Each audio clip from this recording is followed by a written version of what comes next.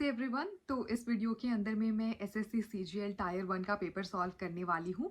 ये जो पेपर है वो 9 सितंबर को शिफ्ट 1 में हुआ था और आज हम क्वांटिटेटिव एप्टीट्यूड सॉल्व करेंगे। मेरा जो मेन पर्पस है इस वीडियो का वो ये है कि मैं आपके साथ अपनी स्ट्रैटेजी शेयर करना चाहती हूँ कि मैं ड्यूरिंग द एग्ज़ाम किसी एक क्वेश्चन को कैसे अटेम्प्ट करती हूँ। तो या let's get started. Okay, so will start. सबसे पहला जो क्वेश्चन है वो है कि इसमें से कौन सा ऐसा स्टेटमेंट है जो सफिशिएंट है टू कंक्लूड कि जो दो ट्रायंगल्स हैं वो दोनों कॉन्ग्रुएंट होंगी। तो कॉन्ग्रुएंसी के तीन रूल्स होते हैं, या तो दो ट्रायंगल्स का साइड सेम हो, या तो साइड सेम हो, या तो एंगल सेम हो। तो बेसिकली दो ट्रायंगल मतलब कॉन्ग्रुएंट का मतलब क्या होता है कि ये सिमिलर टाइप की दोनों ट्रायंगल्स हों। तो उसमें क्या है कि अगर तीनों साइड मेरा बराबर हो जाता है देन इट मेक सेंस कि हाँ दोनों ट्रायंगल मेरी सेम सी हैं। या फिर साइड ये बराबर हो जाता है तो मतलब एक पोर्शन ये बिल्कुल सेम है, तो हाँ सिमिलर टाइप की ट्रायंगल हो सकती हैं। या फिर एंगल ये हो जाए ऐसे, तो वो भी सिमिलर टाइप ऑफ ट्रायंगल को सजेस्ट करता है। तो इसमें अब देखते हैं ऑप्शन। तो पहला ऑप्शन है कि these are two equal sides at the same parameter. ठीक है, तो पैरामीटर बेसिकली क्या होता है, तीनों सम साइड्स का सम होता है। तो दो साइड इक्वल हैं और सेम पैरामीटर है, तो मतलब थर्ड वाला भी साइड बराबर हो जाएगा, राइट। तो इसका मतलब कि एस एस एस फॉलो कर रहा है। तो बस यहाँ पहला वाला मार्क कर देते हैं और आगे बढ़ते हैं। ठीक है, अब हम लोग दूसरे क्वेश्चन पे हैं। दूसरे क्वेश्चन में क्या बोल रहा है कि किसी एक एग्ज़ाम में बॉयज़ का जो एवरेज मार्क है वो 75 है और गर्ल्स का जो एवरेज मार्क्स है वो 80 है। ठीक है, और सारे स्टूडेंट्स का जो एवरेज मार्क है वो 78 है। तो हमको रेशियो फाइंड करना है बॉयज़ के नंबर में और गर्ल्स के नंबर में। ठीक है, तो लेट्स अज्यूम कि बॉयज़ का जो नंबर है वो x है और गर्ल्स का जो नंबर है वो है y। तो बेसिकली अब हम लोग टोटल मार्क्स को मतलब इक्वल कर लेंगे। ठीक है, तो यहाँ पे कहा हुआ है कि बॉयज़ का एवरेज मार्क्स 75 है, तो 75 इंटू एक्स जो है प्लस 80 इंटू वाई जो है वो 78 एक्स प्लस वाई के बराबर हो जाएगा, क्योंकि मतलब टोटल मार्क्स तो बराबर ही रहेंगे ना हमेशा। तो इसको थोड़ा सिंप्लीफाई कर देते हैं। Plus 80y is equal to 78x plus 78y। तो ये इधर चला जाएगा, ये हो जाएगा 2y is equal to 3x। और क्या फाइंड करना है, रेशियो फाइंड करना है number of boys to number of girls. तो मतलब x बाई वाई फाइंड करना है बेसिकली हमको। ठीक है, तो यहाँ पे x बाई वाई क्या हो जाएगा, 2/3। ठीक है, तो पहला वाला मार्क कर देते हैं और आगे बढ़ते हैं। ठीक है, थर्ड क्वेश्चन में कह रहा है if the sum of two sides of a equilateral triangle is 16 then the third side. ठीक है, तो ये तो बहुत ही इजी है। तो इक्विलेटरल ट्रायंगल में क्या होता है, तीनों साइड्स जो होते हैं वो बराबर होते हैं। तो लेट्स से कि x जो है वो साइड ऑफ ट्रायंगल है, मतलब इस केस में हम इक्विलेटरल ट्रायंगल की बात कर रहे हैं। तो अभी क्या है कि दो साइड्स का सम मतलब 2x जो है वो 16 दिया हुआ है, तो x जो है वो हमारा 8 है यहाँ से। तो डायरेक्टली हम 8 फाइंड करेंगे और आगे बढ़ेंगे। ठीक है, अब हम ये एक डेटा इंटरप्रिटेशन का क्वेश्चन दिख रहा है यहाँ पे, जो है सारे कैंडिडेट का मार्क्स वगैरह दिया, मतलब कितने कैंडिडेट प्रेजेंट थे डिफरेंट एग्जाम सेंटर्स पे, वो दिया हुआ है डिफरेंट ईयर्स में। ठीक है, और टोटल जो है वो कितने टोटल हो सकते थे मैक्सिमम पॉसिबल, और प्रेजेंट में कितने उसमें से एक्चुअली गए। तो हमको फाइंड करना है कि कौन से ईयर में second highest number of absentees थे। तो यहाँ पे ये सेकेंड हाइएस्ट वाली जो चीज़ है ना उस पर ध्यान देना है। ठीक है, तो फाइंड करते हैं। सबसे पहले तो मैं एक टेबल बना लेती हूँ, एग्ज़ाम सेंटर्स लिख देती हूँ PQR, और ये जो है ये मेरा टोटल एब्सेंटी का है। ठीक है, और ये जो है ये मेरा ईयर्स का है, तो 2016, 17, 18, 19 और 20। ठीक है, अब हम केवल एब्सेंट का देखते हैं। तो टोटल 45 थे और उसमें से प्रेजेंट हैं 42, तो 3 हो जाएगा। ये हो जाएगा उसी तरह हमारा 11, ये हो जाएगा हमारा 5, 5, 20, 5, 4, 20, 10, 11, 2, 12 हो जाएगा। ये हो जाएगा 8, 11, 26 और 5, और टोटल ऐड कर लेते हैं हम लोग क्योंकि ये ईच सेंटर पे है, राइट, और हमसे ईयर पूछा हुआ है।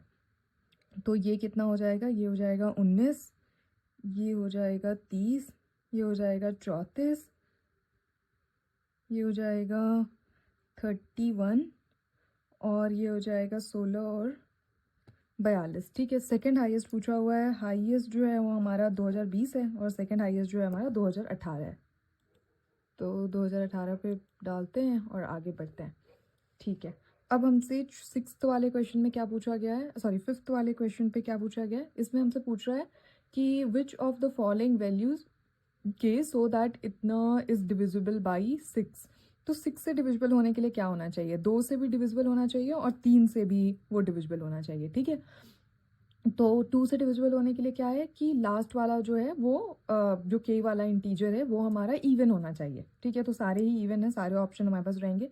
और 3 से में क्या होता है कि जो सम ऑफ टोटल है वो किसी 3 का मल्टीपल होना चाहिए। तो मतलब जो 6, 9, 12, 15 ऐसे करके होना चाहिए।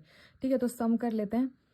तो 2 + 1 3 + 7 10 19, 19 और 6 मतलब कि 25, 25 + के।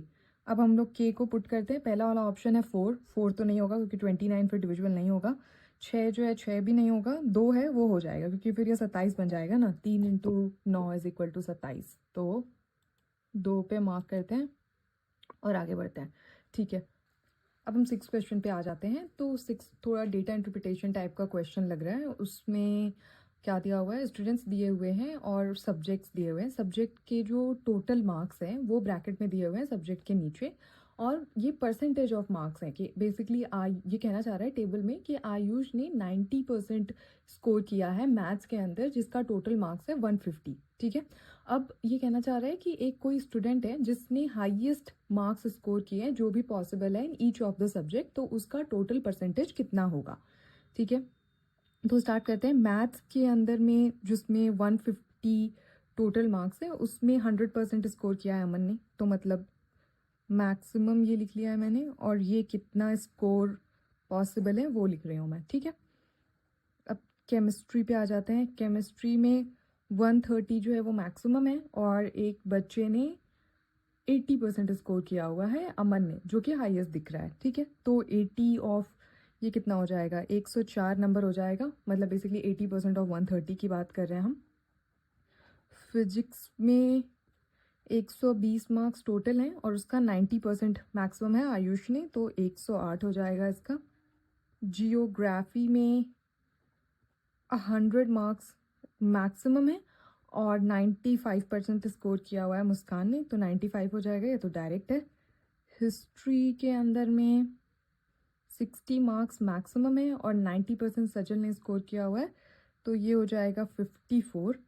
कंप्यूटर साइंस के अंदर में 40 टोटल है और 90% मैक्सिमम है मुस्कान का, तो ये हो जाएगा 36। तो ये दोनों जोड़ लेते हैं, कितना स्कोर पॉसिबल है मैक्सिमम और कितना स्कोर आया है। तो ये हो जाएगा 280, 400, 500, 600। और कितना स्कोर आया है, ये हो जाएगा 254, ये हो जाएगा 203 और ये हो जाएगा 90 नंबर। अब इसको जोड़ लेते हैं, ये हो जाएगा 7, 5 और ये हो जाएगा 90, तो मतलब 7, 4, 5, 6, 54। तो परसेंटेज टोटल कितना हो जाएगा, 547 डिवाइडेड बाय 600 × 100, तो मतलब 91/1/6%, जो कि ए वाला ऑप्शन है। ठीक है, तो ए वाला मार्क करते हैं और आगे बढ़ते हैं। अब 7th वाले क्वेश्चन में कुछ sine theta cos theta type का दिख रहा है। अगर मैं ये पूरा देखूंगी तो केवल साइन थीटा है यहाँ पे और ये वैल्यू पूछी हुई है। तो यहाँ पे देखते देखते जो मुझे चीज़ याद आती है वो है sine square theta plus cos square theta is equal to 1 और sine square theta is equal to cos square 90 minus theta, या फिर वाइस वर्सा, ये चीज़ होती है। ये दोनों प्रिंसिपल है, इसको कहीं से यूज़ करके ही ये क्वेश्चन सॉल्व करना है। ठीक है, तो अब मैं देखूं तो ये मिक्स पेयर्स में दिखाई दे रहे हैं। मतलब पहला वाला 30 है, लास्ट वाला 60 है, फिर दूसरा 40 है और 50 है, तो 90 वाले दिखाई दे रहे हैं सारे। ठीक है, 4 पेयर्स हैं 90 वाले, तो ये वाला बेसिकली फॉर्मूला हमको यूज़ करना है। तो साइन स्क्वायर 60 जो है उसको मैं कन्वर्ट कर लूँगी कॉस स्क्वायर 30 में by this formula.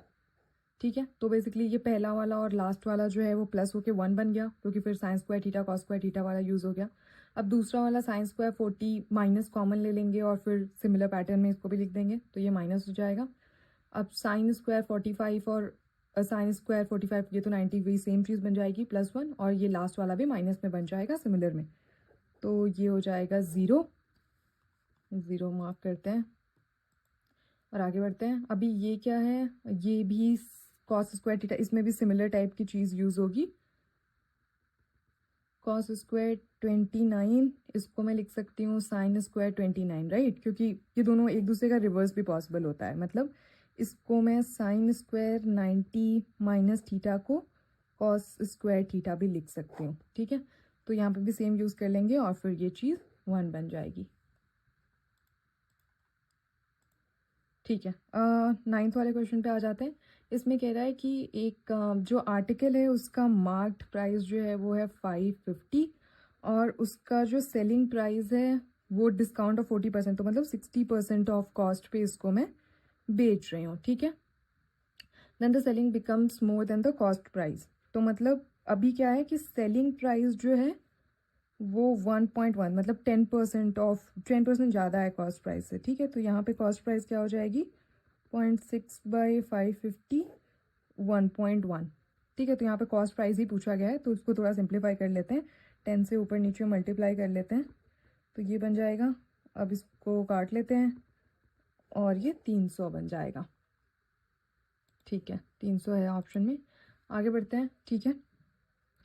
10th question पे आ गई हूँ मैं। 10th में ये क्या दिया हुआ है कि टेबल दिया हुआ है, उसमें परसेंटेज मार्क्स दिया हुआ है जो डिफरेंट स्टूडेंट्स ने अचीव किए हुए हैं डिफरेंट सब्जेक्ट में। ब्रैकेट में जो है वो मैक्सिमम मार्क्स दिए हुए हैं, ठीक है। If in order to pass the exam a minimum of 1.5 is required 0.5 is required marks are needed in history, how many students pass the exam, ठीक है।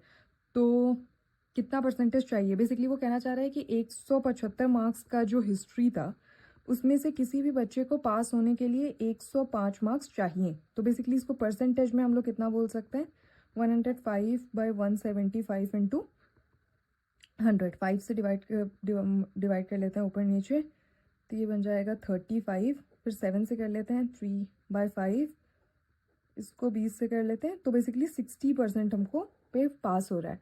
अभी राम जो है वो फेल हो गया, मोहन जो है वो फेल हो गया और श्याम जो है उसका 75% है, तो वो पास हो गया। तो कितने नंबर हो गए 1 नंबर हो गया, ठीक है। 11th वाले क्वेश्चन पे आ गए हैं। 11 में क्या कह रहा है कि जो पाइप P है वो 21 टाइम्स फास्टर है देन पाइप Q। तो अगर पाइप Q जो है वो 1 लेता है, लेट्स से कि 1 अमाउंट ऑफ वर्क करता है, तो पाइप P जो है वो 21 टाइम्स उसका काम कर रहा है, ठीक है। अब हम कहना चाह रहे हैं कि Q जो है वो 110 मिनट में पूरा फिल करता है, और अब अगर हमने दोनों को खोल दिया तो दोनों कितने अमाउंट में फिल करेंगे। तो बेसिकली अगर एक अमाउंट ऑफ वर्क हो रहा था तो 110 था, अब हमारे पास क्या है कि इन दोनों को खोल दिया गया है तो 22 अमाउंट ऑफ वर्क है, तो 22 करने से 5 मिनट्स में ये फिल हो जा रहा है, तो 5 मार्क करते हैं और हम आगे बढ़ते हैं, ठीक है। 12 पे आ गए। 12 पे क्या कह रहा है कि दो जो कोन्स हैं उनका रेडियाई दिया हुआ है, तो लेट्स से कि फर्स्ट वाले का 2R है और दूसरे वाले का 5R है, ठीक है। और उनका जो वॉल्यूम है वो 3V है और 5V है, तो उनका हाइट कितना होगा, मतलब h1/h2 क्या होगा, ये हमको निकालना है। अब कोन का जो है वॉल्यूम का फॉर्मूला होता है 1/3πr²h, तो 1/3πr² और ये हमारा दिया हुआ है 3V/5V है। ये तो पहला वाला तो कट जाएगा। R का भी हमारा दिया हुआ है कि हमारा ये 4R² बन जाएगा h1, और नीचे वाला जो है वो 25R² बन जाएगा h2, और ये हो जाएगा 3/5, ठीक है। ये 5 से कर लेते हैं और यहाँ पे हमारा h1/h2 जो है वो 15/4 बन रहा है, ठीक है। तो पहला वाला हो गया सही, ठीक है। अब 13 पे पहुँच जाते हैं। 13 पे इसको सिंप्लीफाई करने के लिए कह रहा है ऊपर वाला जो इक्वेशन है वो क्लियरली दिख रहा है, राइट, कि वो x+5 का होल क्यूब है, क्योंकि a³ और फिर लास्ट वाला जो 125 है वो b³ है और 3ab करने पे इतना आएगा। नीचे वाला क्या है x-5 और x+5 है, और ये चीज़ x-5 है, तो ये हो जाएगा स्क्वायर, ये हो जाएगा x+5 का होल स्क्वायर, और हमको दिख रहा है कि थर्ड वाला जो ऑप्शन है वो बिल्कुल करेक्ट है। ठीक है, 14 पे आ जाते हैं। इसमें k की वैल्यू फाइंड करनी है और कुछ इक्वेशन दिया हुआ है, इसको लिख लेते हैं। 88/8 into k minus 9 is equal to 36 minus 35 plus k square, ये हो जाएगा 11। तो 11k minus 9 is equal to 1 plus k square, this is equal to minus 10। तो k square minus k minus, ये प्लस हो जाएगा राइट।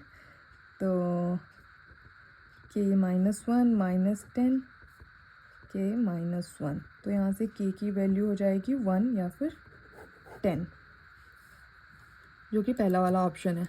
तो हम आगे बढ़ते हैं यहाँ से। अब हम पहुँच गए हैं 15th वाले क्वेश्चन पे।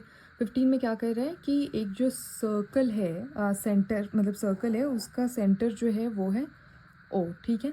और ए और B, A B C D जो है वो दो पैरेलल कोड्स हैं on the same side of the radius, ठीक है। और ओ पी जो है वो परपेंडिकुलर है ए बी के, और ओ क्यू जो है वो परपेंडिकुलर है सी डी के। अब ए बी का लेंथ जो है वो कम है, सी डी का ज़्यादा है, तो बेसिकली मतलब सी डी जो होगा वो क्लोज़र टू सेंटर होगा, और इसको हम लोग थोड़ी दूर ले लेते हैं क्योंकि ये छोटा है, ठीक है। अब हम लोग परपेंडिकुलर ड्रॉ कर लेते हैं जो ये कहना चाह रहा है। तो ये क्या कह रहा था कि ए बी पे जो है वो पी है और इस पे ओ क्यू है, तो मतलब बेसिकली ऐसे बन जाएगा। पी क्यू जो है वो 7 है, और ये जो है क्योंकि हाफ होता है ना राइट, जो भी परपेंडिकुलर ड्रॉ होता है तो वो कॉर्ड को हाफ में डिवाइड करता है, तो ये हो जाएगा 5 और ये हो जाएगा 12 हमारा ये वाला, ठीक है। क्यू डी मतलब बेसिकली मैं कहना चाह रही हूँ। और हमको अब डायमीटर पूछा हुआ है, तो बेसिकली हम रेडियस निकाल लेंगे और फिर उसको मल्टीप्लाई कर देंगे 2 से। तो ये वाली जो चीज़ है मतलब ओ क्यू वाली जो चीज़ है उसको मैं x मान लेती हूँ, और अब मैं लिख रही हूँ फॉर्मूलाज। तो पहला वाला हम लोग बात करते हैं ओ पी बी वाले ट्रायंगल का, ठीक है। मतलब ओ पी बी मतलब ये वाला ट्रायंगल, ठीक है। तो इसमें क्या है कि लेट्स से कि आर हमारा रेडियस है, R square is equal to 7 plus X square plus 5 square, right. और हम लोग बात कर लेते हैं दूसरा जो ट्रायंगल है वो है ओ क्यू डी, मतलब ये वाला। इसके अंदर में क्या है, इसमें है R square is equal to X square plus 12 square, ठीक है। तो अब मैं यहाँ से दोनों का आर स्क्वायर इक्वेट कर दूँगी, तो बेसिकली क्या बन जाएगा 7 प्लस एक्स का whole square plus 5 square is equal to X square plus 144।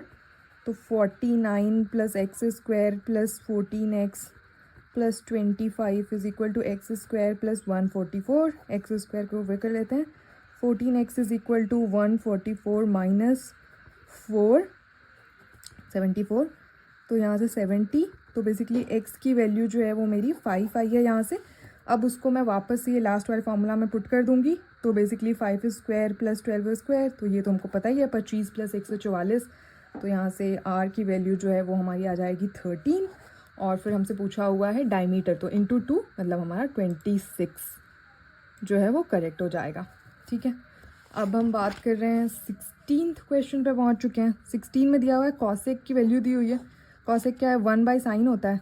तो लेट्स से कि ये ट्रायंगल है, इसमें ये थीटा है, तो क्या बन जाएगा, ये हो जाएगा 5 और ये हो जाएगा 3, और फिर ये तो हमको पता ही है ये 4, ये तो क्लासिक है।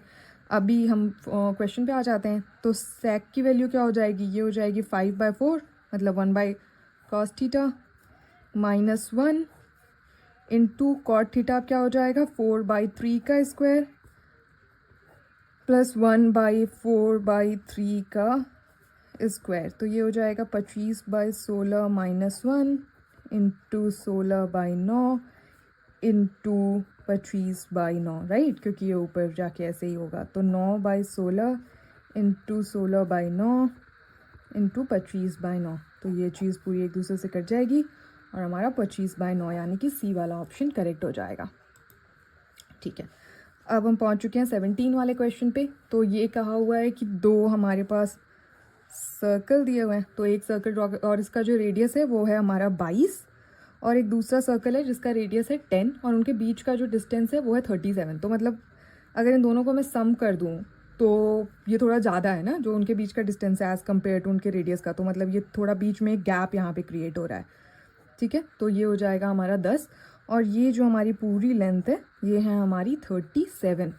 अब ये कह रहा है कि हमने एक कॉमन टेंजेंट ड्रॉ किया है कुछ ऐसा, तो ये हो जाएगा m और q।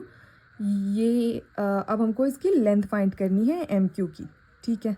तो स्टार्ट करते हैं। अभी टेंजेंट पे तो ये हो जाएगा परपेंडिकुलर होता है, ठीक है, तो ये भी परपेंडिकुलर हो जाएगा। अब हमको एक ये पैरेलल ड्रॉ कर लेते हैं हमारे इसका बीच वाले का, ठीक है, जो डिस्टेंस है। तो ये एक पैरेललोग्राम हमारा ऐसे बन गया है, ठीक है। और फिर ये वाली जो डिस्टेंस है वो भी हमारी 37 हो जाएगी, राइट। तो अब हम ये एम क्यू का फॉर्मूला लिख लेते हैं।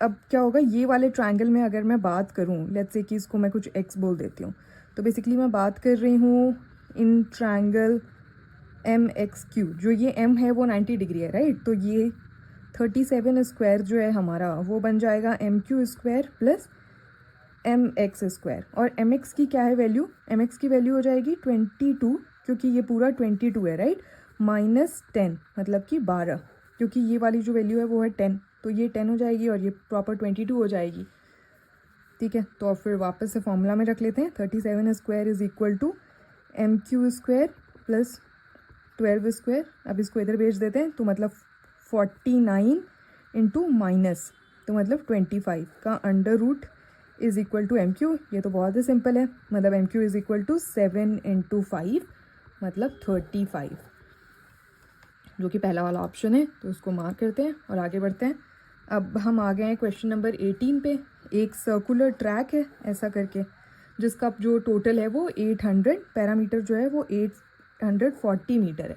अब ठीक है, दो बंदे हैं ए और बी, वो यहाँ से दौड़ना शुरू कर रहे हैं सेम डायरेक्शन में, तो दोनों मतलब इसी साइड दौड़ रहे हैं। ए की जो स्पीड है वो है 6 और बी की जो स्पीड है वो 12। तो अब ये कह रहा है कि कितने टाइम बाद जाके वो एक दूसरे को मिलेंगे। तो आप देख रहे हो कि जो बी है वो इसकी दोगुना रफ्तार से दौड़ रहा है, तो मतलब वो जब एक पूरा चक्कर लगा लिया होगा तो ए जो है वो हाफ पे रहेगा, और उसने जब 2 पूरे चक्कर लगा लिए होंगे तब ए भी पूरे एक चक्कर पे आएगा। तो बी का 2 चक्कर और ए का 1 चक्कर पे वो पहली बार मतलब जाके मिलेंगे, मीट नेक्स्ट करेंगे। तो उसका टाइम हमको पता कर लेना है कि बी को 2 चक्कर लगाने में कितना टाइम लगेगा। तो बी को 1 चक्कर लगाने में लग रहा है 840/12, यानी कि 7 सेकेंड्स, 70 सेकेंड्स जो हैं, 7 सेकेंड्स बोल रही हूँ मैं, 70 सेकेंड्स लग रहे हैं। तो 2 चक्कर लगाने में कितना लगेगा, 140 सेकेंड्स, तो मतलब कि जो कि पहला वाला है। तो 19th क्वेश्चन पे आ चुके हैं। 19 में ये क्या कह रहा है कि आर को पी को जो है वो 100 रुपीज़ देने हैं टोटल, ठीक है। और ये कैसे देना चाहता है, ये 5, 2 और 1 रुपी के कॉइन यूज़ करके देना चाहता है। और जो टोटल नंबर ऑफ कॉइन्स हैं वो 40 होने चाहिए। तो अगर मैं कह लूँ कि 5 के एक्स कॉइन है, 2 के वाई कॉइन है, तो 1 के जो हो जाएंगे वो 40 माइनस एक्स माइनस वाई हो जाएंगे, ठीक है। अब ये कहना चाह रहा है कि एक्स की वैल्यू क्या है, ये हमको फाइंड करना है, ठीक है। तो अब टोटल अमाउंट हमको पता है 100 है, तो बेसिकली 100 जो हो जाएगा वो हो जाएगा 5x plus 2y plus 40 minus X minus Y. तो ये हो जाएगा 64x प्लस वाई, ठीक है। तो यहाँ से अब x की वैल्यू हमको फाइंड करनी है, तो x क्या हो जाएगा 60 minus Y by 4 is equal to x, ठीक है। तो अब यहाँ से देख सकते हैं ना कि अगर y मेरा बिल्कुल 0 हो जाए तब मेरी x की वैल्यू जो है वो 15 आएगी। और ये बाकी जो भी ऑप्शन है वो सारे 15 से ज़्यादा हैं, जो कि नहीं पॉसिबल है, क्योंकि फिर y को निगेटिव होना पड़ेगा, राइट। तो बस एक ही ऑप्शन है डी वाला 13, तो मतलब बस 13 पॉसिबल हो पाएगा यहाँ से, ठीक है। अब हम बात करते हैं क्वेश्चन नंबर 20 की। तो उसमें कह रहा है कि एक इलेक्शन हुआ है 2 कैंडिडेट्स के बीच में, जिसमें वाई जो परसेंटेज ऑफ वोटर है उन्होंने वोट नहीं किया है। 10% जो उन्होंने वोट किया था वो मतलब अगर लेट्स से कि कितने लोगों ने फिर वोट किया है, तो वो हो जाएगा 100 माइनस वाई परसेंटेज, ठीक है। अब इसमें से कह रहा है कि 10% जो वोट हैं वो अनवैलिड हो गए थे, वे all the valid in the favour of the 2 candidates, ठीक है। तो मतलब बेसिकली इसका 90% जो है 9/10 उसकी हम लोग बात करेंगे, क्योंकि यही वैलिड वोट्स हैं। और इसमें एक कैंडिडेट को गया है हमारा 59.375%, तो दूसरे वाले कैंडिडेट को फिर कितना गया होगा, ये वैलिड वोट का परसेंटेज मैं बात कर रही हूँ। तो ये हो जाएगा 2, 6, 99, 40, और फिर इनका गैप बेसिकली क्या हो जाएगा, 5, 7, 8, ठीक है। ये हो गया हमारा। और इफ़ द नंबर ऑफ ठीक है, ये हो जाएगा। एंड जो पहला वाला कैंडिडेट है वो दूसरे वाले कैंडिडेट को इतने परसेंटेज ऑफ वोट से हरा रहा है, जिसकी वैल्यू है 2484। यहाँ पे टोटल नंबर ऑफ वोट्स जो हैं एलिजिबल वोट्स वो 16,000 थे, ठीक है। तो बेसिकली इस 16,000 का जो 18.75% है वो है 2484, राइट।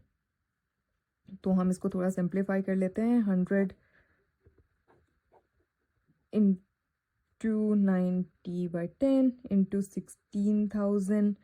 अब इस चीज़ को 37/2 75/4 भी लिख सकते हैं, राइट। 75/4 is equal to 2484। थोड़ा सा मल्टीप्लाई डिवाइड करते हैं, ये 4 है, ठीक है, बट मैं इसका केवल 100 ले रही हूँ। ओके, ये केवल इससे गया, तो ये हमारा इंटैक्ट है अभी 400। और इसको मैं इससे डिवाइड कर लेती हूँ, तो 40/100 हो जाएगा हमारा। इसको मैं कर लेती हूँ 3/4, और ये पूरा हो जाएगा 4। तो बेसिकली ये कहना चाह रहा है कि 27, मतलब 9 इंटू 3 जो मेरा था 100 minus Y is equal to 2484। तो इसको मैं डायरेक्टली 100 माइनस वाई को लिख देती हूँ 2484/27। तो 272484 ये हो जाएगा, 8 से करके देखते हैं, तो 6 और 5 16 और 21। 9 से अगर मैं करूँगी तो हो जाएगा 6 18 24, ठीक है। तो 9 से कर लेते हैं, तो 243, और ये हो जाएगा 54 यानी कि 2। तो basically 100 minus Y is equal to 92, this is equal to Y is equal to 8, मतलब थर्ड वाला ऑप्शन, ठीक है। आगे बढ़ते हैं। अब इसके आगे क्या है हमारे पास, ये है क्वेश्चन नंबर 21 पे हम आ गए। अब ये कहना चाह रहा है कि मोहन ने टोटल सम जो है वो इतना लिया था, और इसका 20% सिंपल इंटरेस्ट रेट पे है। At the end of 1 year उसने पे किया है 21,679, यानी कि कितना अमाउंट बचा हुआ है हमारा, 8 से 1 4 0 40, ये इतना अमाउंट उसका बचा हुआ है। और वो सारे जो पेंडिंग ड्यूज़ हैं वो सेकेंड ईयर के एंड पे क्लियर कर रहा है। If you clear all the pending due including the interest rate occur in the first year, तो वो सेकेंड ईयर पे कितना पे करेगा, ठीक है। तो सबसे पहले तो वो ये वाला अमाउंट पे करेगा जो प्रिंसिपल बचा हुआ है, फिर वो पे करेगा सेकेंड ईयर पे जो उसने 20%, फर्स्ट ईयर पे जो उसने 20% के इंटरेस्ट से वो लिया था, और फिर सेकेंड ईयर का वो इंटरेस्ट पे करेगा 20% से इस पे, ठीक है। फिर अब इसको तो मैं थोड़ा साइड में रख लेती हूँ, और इसको 20/100 को कॉमन लेके जो कि 1/5 है, इसको प्लस कर देती हूँ। तो ये हो जाएगा 5052228, तो 1/5, और ये जो भी डिवाइड करेंगे उसका लास्ट डिजिट 1 होगा, राइट, और इसका लास्ट डिजिट 3 है, तो कुछ लास्ट डिजिट हमारा 4 आना चाहिए, जो कि फोर्थ वाला ऑप्शन है। तो पूरा बहुत बड़ा होगा, इसलिए मैं पूरा कैलकुलेशन अवॉइड कर रही हूँ यहाँ पे। अब हमें क्वेश्चन नंबर 22 पे, यहाँ पे कह रहा है कि इसको सिंप्लीफाई करना है, बहुत ईजी है। ए स्क्वायर माइनस बी स्क्वायर है, तो x+3 डिवाइडेड बाई x+3 है यहाँ पे, तो ये हो जाएगा x-3 डायरेक्टली यहाँ से, मतलब बी वाला ऑप्शन, ठीक है। अब हम 23 वाले क्वेश्चन पे हैं। ये कह रहा है कि राजेश जो है वो प्रिंटिंग प्रेस में काम करता है, और उसको कुछ ऑर्डर आया है, उसने लेट्स से कि टोटल जो फिनिश करना है एक्स है, तो उसमें से वो कह रहा है कि 17/27 एक्स को जो है उसने 34 डेज़ में कंप्लीट कर लिया है। तो अब उसको टोटल x करने में कितना दिन लगेगा, ये तो फिर डायरेक्टली इसको इधर ले जाके मल्टीप्लाई कर लेते हैं 2, तो ये 54 हो जाएगा, यानी कि हमारा सी वाला ऑप्शन। 24 वाले क्वेश्चन पे आ गए हैं हम यहाँ पे कह रहा है कि एक ग्रॉसर जो है वो राइस सेल करता है बट वो फेक वेट यूज़ कर रहा है। तो बेसिकली जब वो 1 kg बेचने की बात कर रहा है कि मैंने 1 kg बेचा है, तो एक्चुअल में 870 ग्राम्स ही बेच रहा है। तो उसका नेट प्रॉफिट क्या होगा? अब प्रॉफिट क्या होता है? प्रॉफिट होता है selling price minus cost price by cost price into 100। सही बात है। तो यहाँ पे सेलिंग प्राइस जो है हमारी वो है 1000, क्योंकि हम लेट्स से कि इतना ही है, मतलब टोटल 1000 का ही ले रहे हैं हम।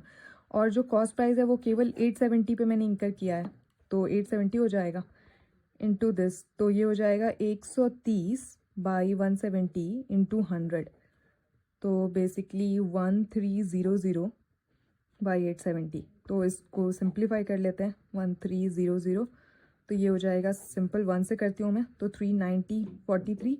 अब यहाँ पे मैं कर लेती हूँ 4 से, क्योंकि 5 से जस्ट ऊपर आएगा, तो 14.9 समथिंग टाइप का आना चाहिए, जो कि दूसरा वाला ऑप्शन है। ठीक है, अब हमें क्वेश्चन नंबर 25 पे, इसमें क्या कहना चाह रहा है कि डिफरेंट स्टूडेंट्स के डिफरेंट सब्जेक्ट में टोटल मार्क्स दिए हुए हैं। अब यहाँ पे कह रहा है कि 79% कौन से लेके आया है, और सारे जो मार्क्स सारे जो हैं वो 100 हैं। तो बेसिकली टोटल 5 सब्जेक्ट्स हैं, तो 500 टोटल मार्क्स हैं, और इसमें 79% की बात हो रही है। सही है। तो बेसिकली टोटल मार्क्स जो सम होना चाहिए वो होना चाहिए 5395 टोटल मार्क्स की हम बात कर रहे हैं। अब हम सबका हमको सम करना पड़ेगा, तो सबसे पहले हम तरुण का सम करते हैं।